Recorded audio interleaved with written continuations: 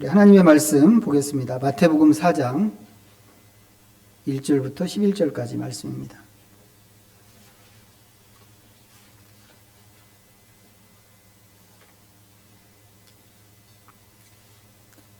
신약성경 마태복음 4장 1절부터 11절 함께 주신 말씀을 읽겠습니다.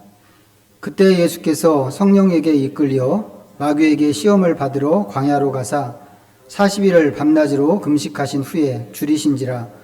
시험하는 자가 예수께 나와서 이르되 내가 만일 하나님의 아들이거든 명하여 이 돌들로 떡덩이가 되게 하라. 예수께서 대답하여 이르시되 기록되었으되 사람이 떡으로만 살 것이 아니요 하나님의 입으로부터 나오는 모든 말씀으로 살 것이라 하였느니라 하시니, 이에 마귀가 예수를 거룩한 성으로 데려다가 성전 꼭대기에 세우고 이르되 내가 만일 하나님의 아들이거든 뛰어내리라. 기록되었으되 그가 너를 위하여 그의 사자들을 명하시리니 그들이 손으로 너를 받들어 발이 돌에 부딪히지 않게 하리로다 하였느니라. 예수께서 이르시되 또 기록되었으되 주 너의 하나님을 시험하지 말라 하였느니라 하시니, 마귀가 또 그를 데리고 지극히 높은 산으로 가서 천하 만국과 그 영광을 보여 이르되 만일 내게 엎드려 경배하면 이 모든 것을 내게 주리라. 이에 예수께서 말씀하시되 사탄아 물러가라. 기록되었으되 주 너의 하나님께 경배하고 다만 그를 섬기라 하였느니라. 이에 마귀는 예수를 떠나고 천사들이 나와서 수종드니라. 아멘. 예, 우리가 계속해서 사순절의 여정 가운데 좀 진행하고 있습니다. 사순절은 예수님의 고난과 죽으심을 좀 더 깊이 묵상하고 또 그 고난을 이제 내 것으로 경험하는 그런 절기라고 이제 말씀을 드렸습니다. 이제 우리가 이렇게 하는 근거는 이 예수님의 죽음과 부활이 나를 위한 것이고, 나도 그 죽음과 부활에 참여함으로써 예수님의 구원이 나에게 실제가 되는 것이기 때문에 그렇습니다. 그리고 이제 이 원리는 단지 십자가와 부활이라고 하는 이 항목에만 적용되는 것이 아니고, 예수님이 걸어가신 예수님 삶의 전반에서 일어나는 모든 일들, 모든 과정이 이제 그와 같은 구원의 과정이라고도 이제 말씀을 드렸습니다. 그러니까 우리는 예수님께서 걸어가신 그 모든 여정에서 이 원리를 생각할 수 있어야만 합니다. 그것은 곧 예수님이 하신 그것은 곧 나를 위한 것이고 나도 거기에 참여해야 한다라고 하는 그런 생각입니다. 오늘 읽은 말씀도 당연히 우리가 그렇게 읽어야 되는 말씀인데, 이 사실을 우리의 밑바닥에 좀 깔고 좀 이 사건을 좀 바라보시면 좋겠습니다. 보시는 것처럼 예수님께서 광야로 들어가셨습니다. 마귀에게 시험을 받으러 들어가셨는데, 놀랍게도 성령님에게 이끌려서 이 과정으로 들어가신 것입니다. 이 사실이 굉장히 중요합니다. 요거 이제 우리 마음에 좀 한 가지 마음에 두시면 좋겠고, 이 마귀는 이제 다 아시는 것처럼 세 가지 시험으로 예수님과 대결을 했습니다. 이 세 가지 시험을 이제 오늘 본문에 나오는 순서대로 하면, 첫 번째가 명령을 내려서 돌을 떡덩이가 되게 하라고 하는 것이고, 두 번째는 성전 꼭대기에서 뛰어내리라고 하는 것이고, 세 번째는 나에게 엎드려 경배하고 이 천하 만국과 그 영광을 받아라 라고 하는 것입니다. 결과는 예수님의 승리였죠. 그래서 이제 오늘 본문 11절에 이제 말씀이, 이에 마귀는 예수님을 떠나고 천사들이 나왔다고 이제 이렇게 기록을 했습니다. 그런데 누가복음 기록은 보면 이 예수님 이 광야 시험이 누가복음에도 나오는데, 누가복음 기록에 보면 마귀가 얼마 동안 떠났다고 이제 이렇게 기록을 했습니다. 얼마 동안 떠났다고 하는 말은 또 온다 이런 뜻이겠죠. 그리고 실제로 마귀는 기회가 있을 때마다 어김없이 찾아왔습니다. 대표적인 경우가 이제 마태복음 13장에 나오는 장면이라고 생각하는데 한번 보시죠. 16장, 마태복음 16장. 27페이지. 마태복음 16장 21절부터 23절까지입니다.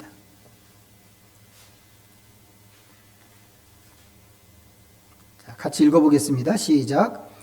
이때로부터 예수 그리스도께서 자기가 예루살렘에 올라가 장로들과 대제사장들과 서기관들에게 많은 고난을 받고 죽임을 당하고 제3일에 살아나야 할 것을 제자들에게 비로소 나타내시니 베드로가 예수를 붙들고 항변하여 이르되 주여 그리 마옵소서 이 일이 결코 주께 미치지 아니하리이다.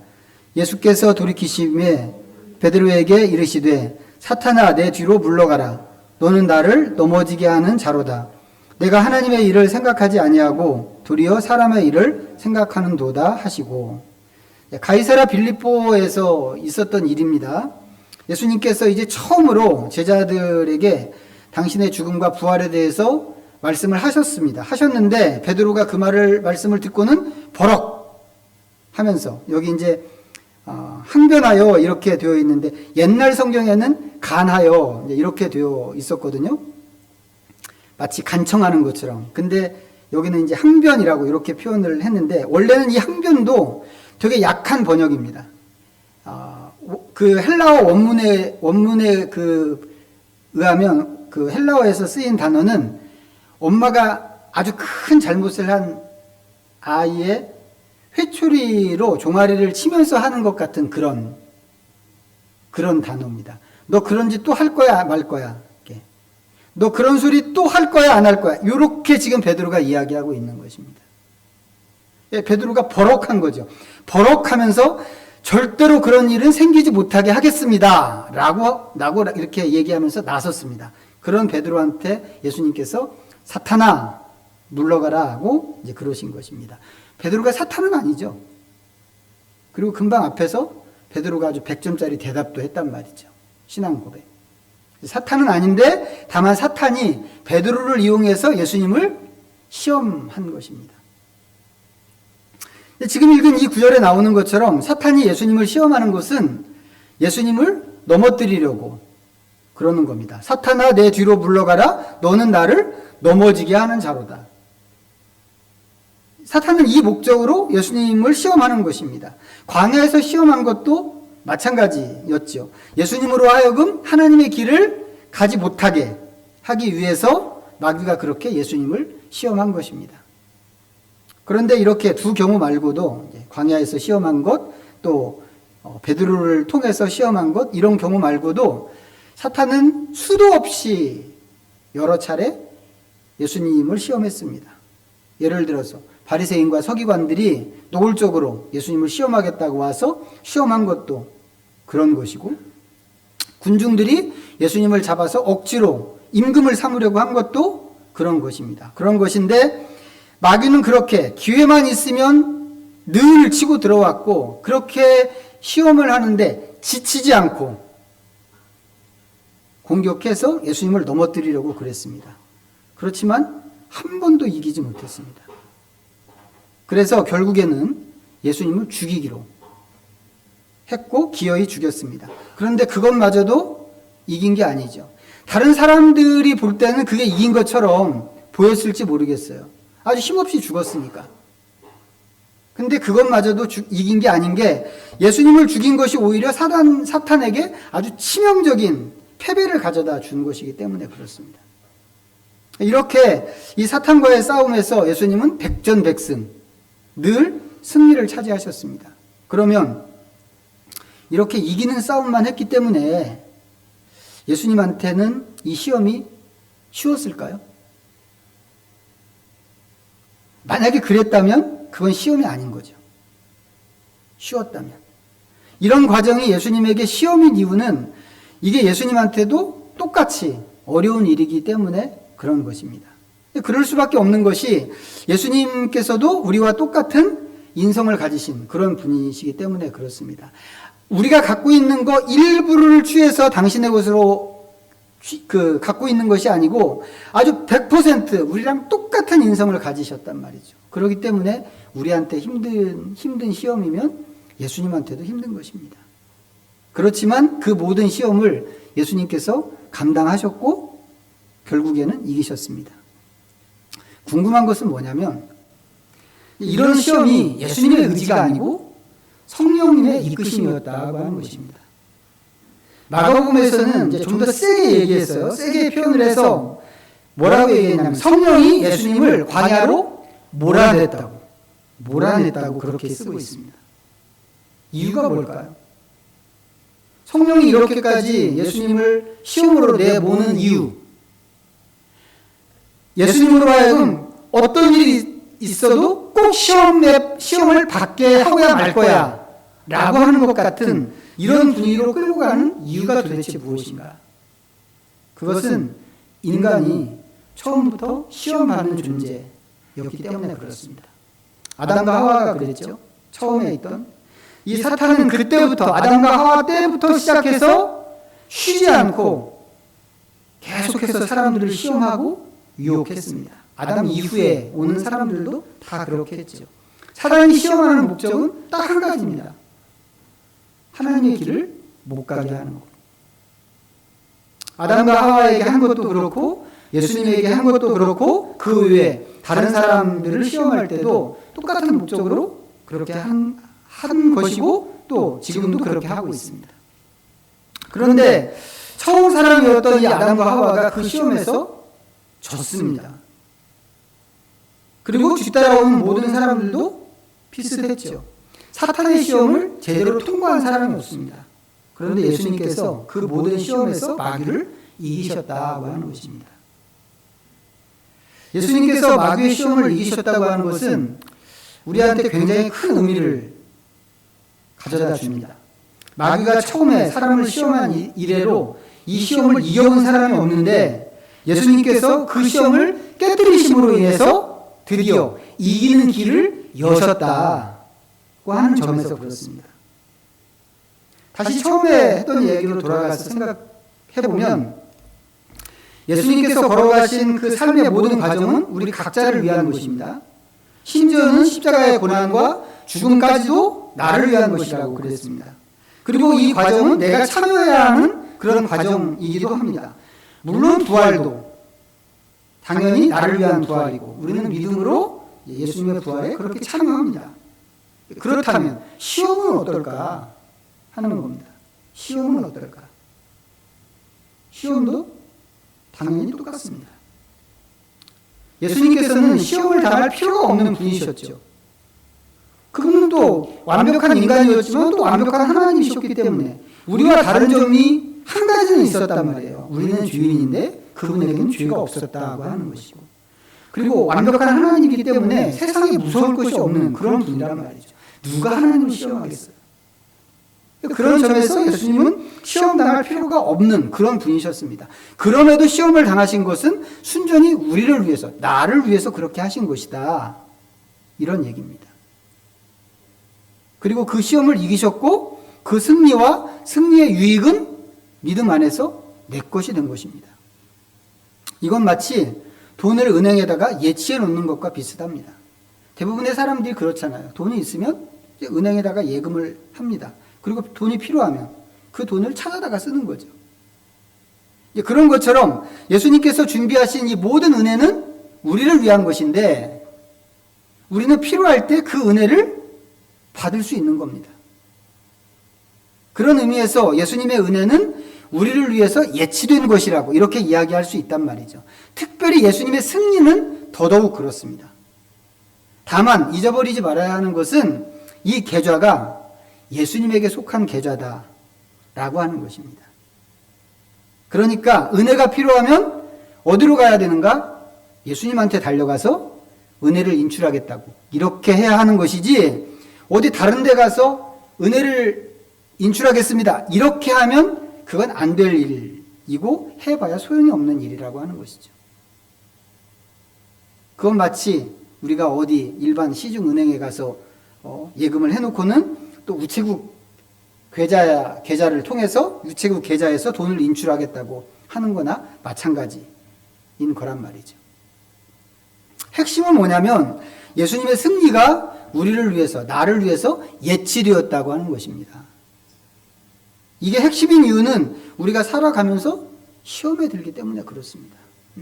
예수님이 시험 당하신 것처럼 우리도 살아가면서 늘 시험에 들기 때문에. 사실 예수님께서 시험에 들어가셨기 때문에 우리도 시험에 들어가는 것은 당연한 일입니다. 예수님이 걸어가신 길을 우리가 참여해야 한다고 그랬으니까. 예수님이 걸어가신 모든 장면들이 내가 참여해야 하는 장면이기 때문에 이제 분명히 그렇습니다. 그런데 예수님의 경우는 성령님이 이끄셔서 시험을 받으러 가게 되었다는 것이죠. 그럼 우리는 어떻게 될까 하는 겁니다. 우리는. 말할 것도 없이 우리도 마찬가지라고 하는 것이죠. 특별히 하나님께서는 성령님이 예수님에게 하신 것처럼 우리를 시험받는 상황으로 성령님이 우리를 이끄시는 것을 하나님은 허락하신다고 하는 것입니다. 이거 우리가 기억해야 되는데 고린도전서 10장 말씀 한번 볼까요? 고린도전서 10장 신약 274면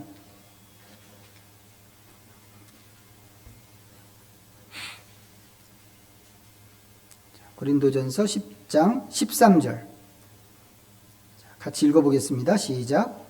사람이 감당할 시험 밖에는 너희가 당한 것이 없나니 오직 하나님은 미쁘사 너희가 감당하지 못할 시험 당함을 허락하지 아니하시고 시험 당할 즈음에 또한 피할 길을 내사 너희로 능히 감당하게 하시느니라. 자, 이 말씀에 의하면 분명히 그렇죠. 하나님께서는 우리가 시험 당하는 것을 분명히 허용하십니다. 다만 그 시험은 감당할 만한 시험이고 감당이 안 되는 경우라면 허락하지 않으신다고 하는 거죠. 그러면 이 말씀은 우리가 시험 당할 때 그럼 무조건 그 시험은 이기는 시험인가? 어떠세요? 감당할 시험만 허락하시고 감당이 안 되는 것은 피할 길을 주시는 하나님이라고 한다면 그러면 그 시험은 우리가 당하는 시험이 어떤 시험이든지 그 시험은 우리에게 오는 시험은 우리가 직면하는 시험은 그냥 무조건 이기는 시험인가? 만약에 그런 시험이라면 예수님의 경우처럼 그건 시험이 아니죠. 더 이상. 시험이라고 하는 것은 그게 분명히 어렵고 우리를 넘어뜨릴 수 있는 것이기 때문에 시험이라고 한단 말이죠. 그렇지만 그런 시험이라면 어때요? 하나님께서 그거 피하게 하셔야 되는 거 아닌가요? 그렇게 위험한 시험이라면? 괜히 시험에 걸려서 혹여라도 넘어지기라도 한다면 그건 우리한테도 손해지만 하나님한테도 손해일 텐데 그럴 수밖에 없는 거니까 이 시험을 피하게 하시는 게 맞는 거 아닌가? 그런데 하나님께서는 어떤 시험은 피하게 하시지만 대체적으로는 시험을 허용하신다고 그랬단 말이죠. 왜 그러실까? 그것은 이 시험을 통해서 우리의 빈틈을 찾고 우리를 단련시키기 위해서 그러시는 겁니다. 사실 사탄은 하나님께서 우리에게 이 시험과 관련해서 우리한테 하나님이 어떻게 하시든지 그것과 상관없이 항상 우리 앞에 시험의 덫을 놓습니다. 왜 그러게요? 다른 경우처럼 우리로 하여금 하나님의 길을 못 가게 하기 위해서 그렇게 하는 것입니다. 그리고 그 시험은 진짜 시험이기 때문에 누구라도 그 시험에서 넘어질 수 있습니다. 그렇지만 그 기회를 잘 살리기만 한다면 우리는 그 시험을 통해서 더 강해질 수 있다고 하는 것입니다. 대표적으로 우리가 꼽을 수 있는 것이 베드로라고 생각합니다.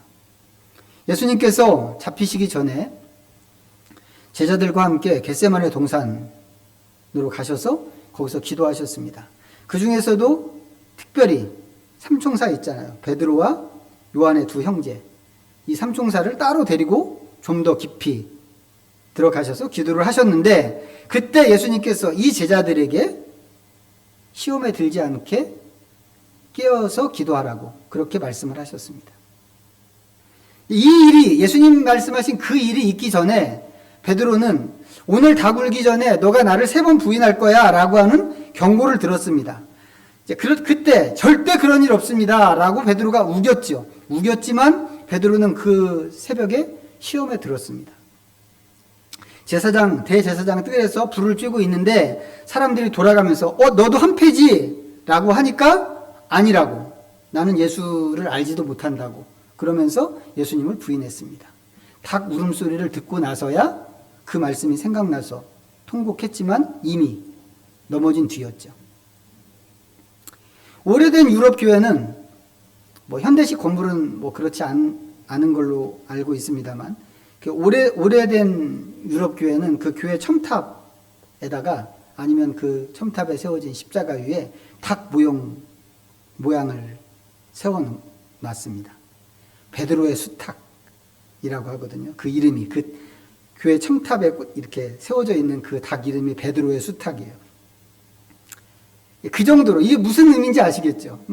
베드로한테 그 사건은, 예수님을 부인했던 그 사건은 절대로 잊어버릴 수 없는 그런 일이란 말이죠. 생각하면 생각할수록 너무 수치스럽고, 되돌릴 수만 있으면 천만금을 주고라도 되돌리고 싶을 만큼 수치스러운, 잊어버릴 수 없는 그런 일입니다. 그런데 그 일로, 바로 그 사건으로 베드로가 단련되기는 했을 것 같고 실제로 단련되었습니다.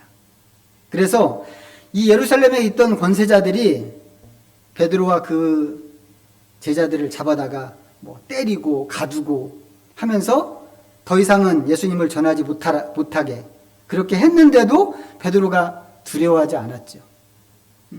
오히려 사람보다 하나님께 순종하는 것이 마땅하다고 하면서 아주 대담하게 그 권력자들에게 저항을 했습니다.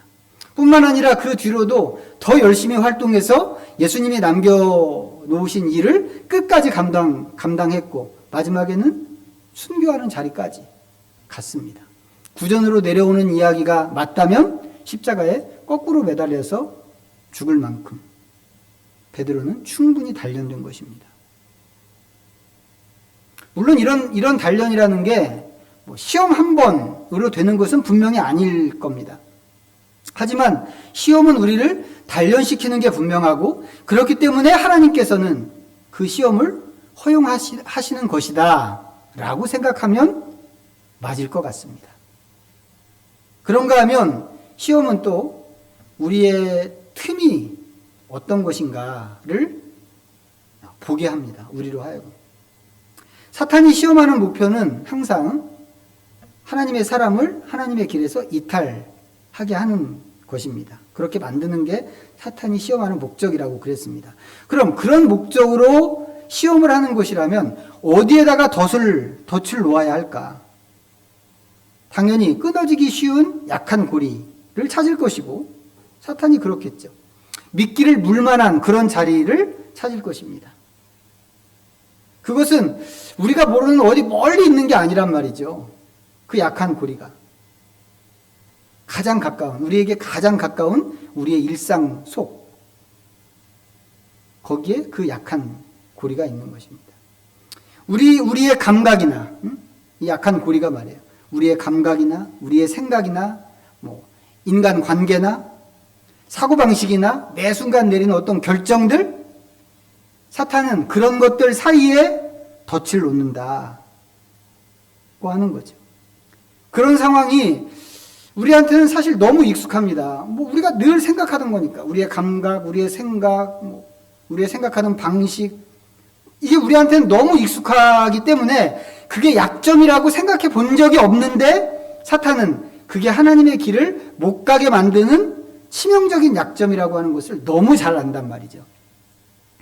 대부분의 사람들은 시험에 직면하고 나서야, 그리고 실패하고 나서야 그게 약점이라고 하는 것을 압니다.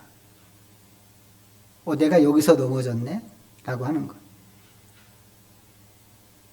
그렇지만 그렇게라도 자기 약점을 찾는다면 그게 큰 유익이라는 거죠. 시험에 넘어지면 그게 무슨 유익이야. 이렇게 항변할 수도 있겠지만 그래도 그것이 분명히 유익입니다. 왜요? 그것은 하나님의 말씀대로 우리가 감당할 수 있는 시험이기 때문이고, 첫째는 또 넘어진다고 하더라도 다시 일어나면 되는 시험이기 때문이고, 또 그 다음부터는 자기를 더 강화시켜서 내가 이번에 넘어졌던 그 약점을 보강해서 더 이상은 같은 시험에 빠지지 않게 할 수 있는 일이기 때문에 이게 우리에게 유익한 일이란 말이죠. 그리고 그런 이유로 하나님께서는 우리가 시험에 들어가는 것을 허용하신다고 하는 겁니다. 물론 그렇다고 해서 내가 지금 모르는 그 약점을 발견하겠다고, 그 약점을 발견할 목적으로 시험에 넘어지자, 이러자는 이야기는 아닙니다. 그렇게는 할 수 없죠. 시험이라고 하면 어떻게 해서든지 이겨야 되는 거죠. 무조건 이기고 보고 붙어야 되는 거죠. 하지만 지금까지의 대부분의 사람들이 이 시험을 통과하지 못했단 말이에요. 우리는 할 수 있을까요? 우리는 이길 수 있을까요? 이길 수 있다면 어떻게 이길 수 있을까요? 이때 우리가 봐야 하는 것이 다시 예수님이라고 하는 겁니다. 아무도 사탄의 시험을 이기지 못했는데 예수님이 그 시험을 이기셨다고 그랬습니다. 그리고 그 이김은 나를 위하는 이김입니다. 우리는 예수님을 쫓아서 시험에 직면해야 하고, 그렇게 할 때 우리는 그 시험을 이길 수 있습니다. 예수님을 쫓아갈 때. 무엇보다도 중요한 것은 예수님께서 어떻게 시험을 이길 수 있는지 우리에게 모범을 보여주셨다고 하는 겁니다. 어떻게 이기셨나요? 예수님은? 오늘 본문에서 보여준 것으로는 광야에서 하나님의 말씀으로 이기셨습니다. 그리고 아까 인용해 드린 겟세마네 동산에서는 기도로 이기셨습니다. 아니, 또 말씀이고 또 기도야? 라고 할지도 모르지만 이게 시험에 맞서는 예수님의 무기였습니다. 신기한 것은 예수님께서 하나님의 말씀으로 대적하니까 마귀도 하나님의 말씀으로 시험했다고 하는 사실입니다. 마귀가 언제 하나님 말씀을 읽었는지 모르겠어요. 그렇지만 마귀도 성경을 꽤 잘 알고 있고 또 정확하게 알고 있습니다. 그런데 예수님께서 기죽지 않았죠. 저 같으면 기죽었을 것 같아요. 아니, 얘도 하나님 말씀을 끌고 오네. 난 여기까지는 잘 모르는데. 그래서 기죽을 것 같은데 예수님은 기죽지 않으셨습니다. 말씀으로 공격하는 마귀를 향해서 예수님은 여전히 하나님의 말씀으로 시험을 받으셨습니다. 더 놀라운 것은 뭐냐면 마귀의 시험 중에서 어떤 것은 시험으로 보이지 않는 것이 있다고 하는 겁니다. 예를 들어서 내게 엎드려 경배하면, 이제 이런 말은 우리가 봐도 분명히 시험이죠. 이거 하나님 말씀에 저촉되는 게 있으니까 누가 봐도 이건 시험이 분명합니다. 그렇지만 돌이 떡덩이가 되게 하라. 이건 왜 시험이지? 그런 생각이 들어요. 여기 배고픈 사람이란 말이죠. 40일을 굶어서 줄이신지라 배가 고픈 상태에 있는 겁니다. 배고픈 사람인데 이 사람이 돌을 가지고 얼마든지 떡을 만들 능력을 갖고 있는 사람입니다. 그런 사람한테 야, 그렇게 배고파하지 말고 돌로 떡을 만들어서 먹어 라고 한다면 그게 오히려 자연스러운 얘기란 말이죠. 그런데 예수님께서는 그게 시험이라고 하는 것을 알아보신 것입니다. 어떻게 하셨을까요? 말씀으로 물리치신 것을 보니까 아마도 말씀에 비추어서 아신 것 같습니다. 이제 정리해 보죠. 자, 시험은 항상 옵니다. 항상. 언제라고 할 것도 없이, 예고도 없이 항상 옵니다. 누구에게 오는가? 누구에게나 옵니다. 시험은. 마귀는 우리를 하나님의 길에서 떨어지게 할 목적으로 항상 시험의 기회를 엿봅니다. 우는 사자처럼 다니면서. 할 수만 있으면 하나님의 사람을 잡아먹으려고. 그런데 우리는 이 시험을 스스로는 이길 힘이 없습니다. 그렇지만 예수님께서 시험을 받으셨고 이기셨는데 그건 전부 나를 위한 것이었다고 그랬습니다. 그렇다고 해서 마귀가 예수님에게 졌기 때문에 그 다음부터 더 이상 우리를 시험하지 않는가? 그건 또 절대로 아닙니다. 여전히 마귀는 지금도 시험합니다. 우리는 예수님의 승리를 통해서 우리 이 시험 가운데 있을 때 우리의 승리를 가져올 수 있습니다. 이것은 예수님을 따라갈 때 얻을 수 있는 것이란 말이죠. 그리고 예수님께서는 시험을 이긴다고 하셨을 때 말씀과 기도로 시험을 이기셨습니다. 이 두 가지는 시험에 맞서는 예수님의 무기였는데 이 무기는 시험을 이기는 무기일 뿐만 아니라 마귀의 시험이 시험이라고 하는 것을 알게 해주는 거울 같은 것이기도 했습니다. 거울아 거울아 세상에서 제일 이쁜 게 누구야? 라고 할 때 보여주는 것처럼 말씀이 우리에게 시험이 어떤 것인지를 알게 해준단 말이죠. 그렇기 때문에 우리는 늘 있는 이 마귀의 도전을 생각하면서 다시 한번 말씀과 기도로 돌아가야 하겠다고 하는 것입니다. 이 사순절이라고 하는 특별한 절기에 이 사실을 우리 마음에 좀 깊이 새기시고 이 영적인 싸움에 늘 있는 이 영적인 싸움에 주님의 승리를 각자 내 것으로 우리 자신의 것으로 얻으시기를 바랍니다. 기도하겠습니다. 하나님 앞에 오늘 주신 말씀 생각하면서 우리 잠시 묵상으로 나가겠습니다.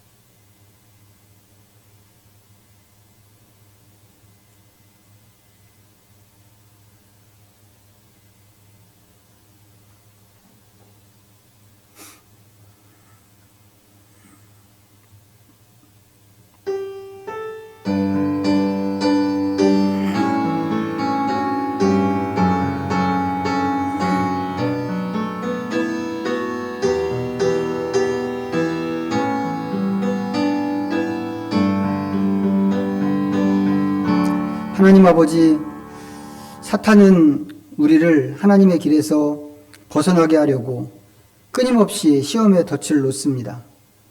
아담 이후로 쉼이 없었던 이 시험에 모두가 걸려 넘어졌지만 예수님께서 그것을 이기고 물리치셔서 우리에게 승리의 길이 있음을 보여주셨습니다.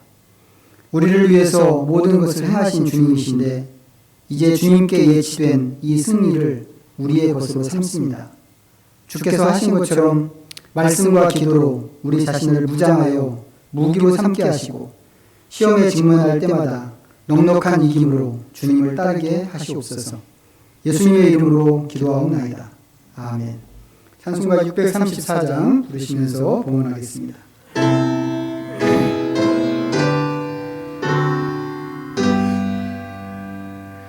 모든 것이 주께로부터 왔으니 이 예물을 주께 드리나이다.